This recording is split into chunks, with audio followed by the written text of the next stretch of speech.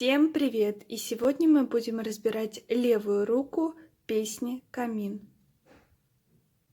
Итак, начнем. В этой пьесе всего лишь 3 аккорда.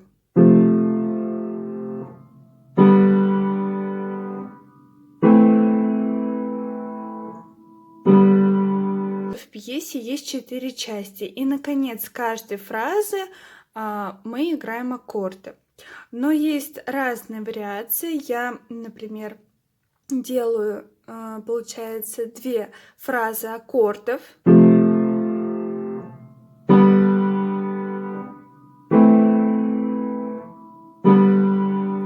Затем идут октавы, если так можно сказать, то вариации этих небольших 4 аккордов.